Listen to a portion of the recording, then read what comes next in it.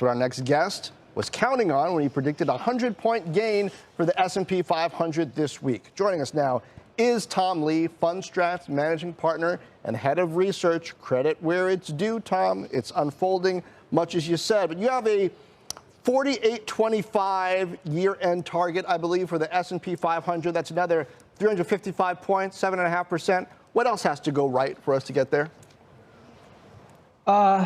John, a few things definitely have to go right. One of them is that inflationary pressures need to sort of be cooling that in a way that we saw in the June CPI report. And we're pretty confident like a 0.2 core could be seen for July and August. So I think it's repeatable.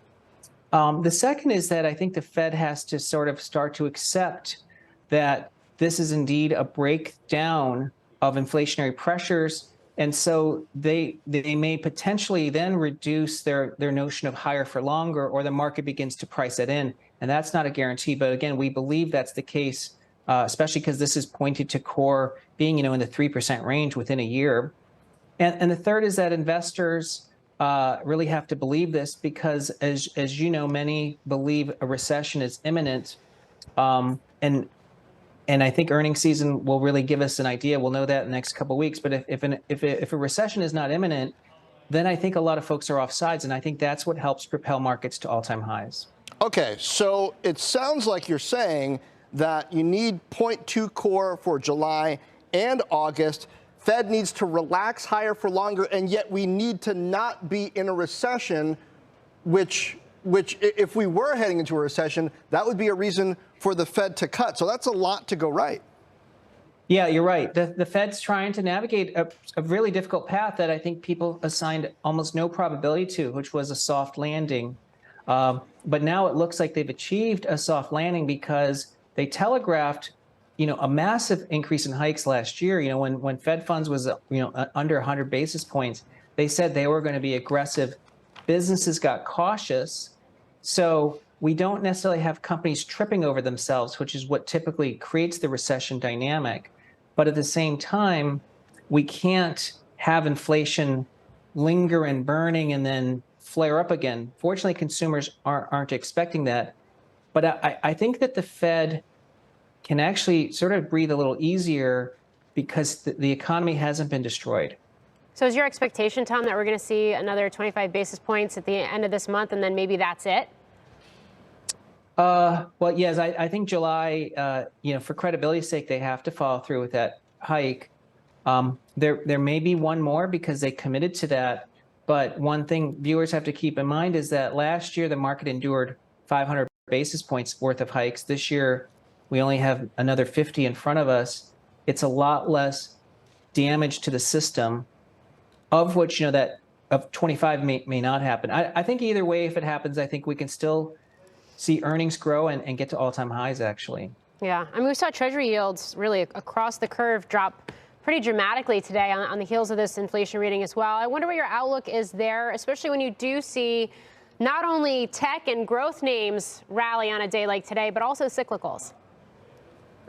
Yeah, I think the Treasury move last week was really telling because, ADP, historically, at my old firm, they called it a random number generator, really triggered a big jump in yields. And this year, this week, a lot of that was reversed. So we know the interest rate market's very nervous because they all believe the Fed when the Fed says higher for longer.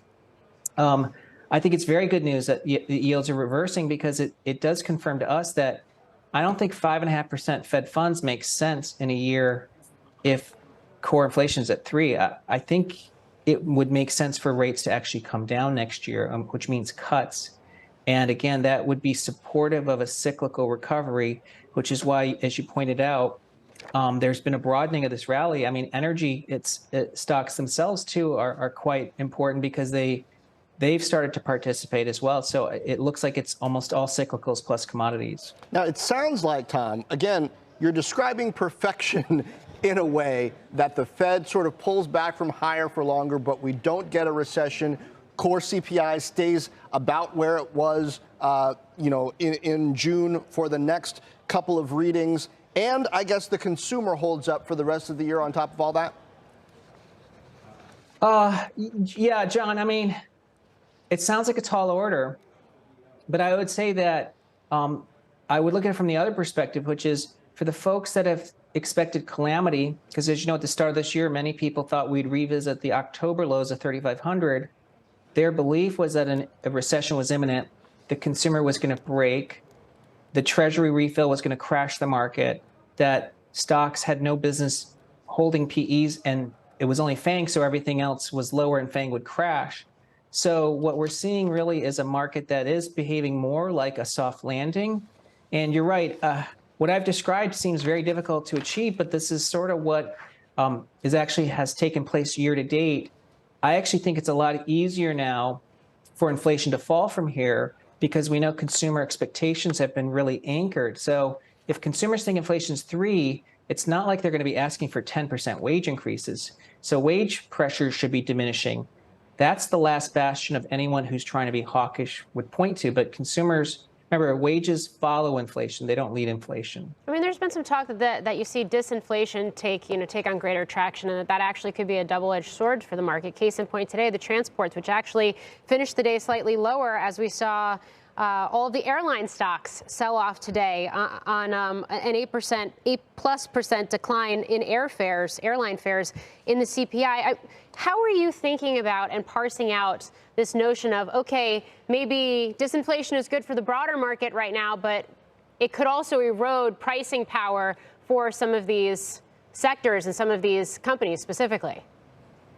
Yeah, there's a change question, then a level question. But to me, we know that a little bit of inflation is quite good for corporate profits. So I think, inflation at between 2 and 4% is very good for earnings and therefore very good for stocks. I think that the market's adjusting to the idea that at the start of this year, many people said inflation would be pinned at 4 to 5% for the foreseeable future. That was a widely held consensus view. The deflation you're pointing out, I think, strongly argues that the inflation episode of the last 24 months was transitory. And if that's the case, the Fed doesn't need to stick at 5.5%. If the Fed funds moves towards 3, multiples could rapidly expand because a 10-year at 3.5% is, a 30 PE for the 10-year bond. I think S&P PE should be expanding. Transitory. I feel like I haven't heard that word in a little while. Tom Lee, great to have you on the show. Thank you. Well, let's get to senior markets commentator Mike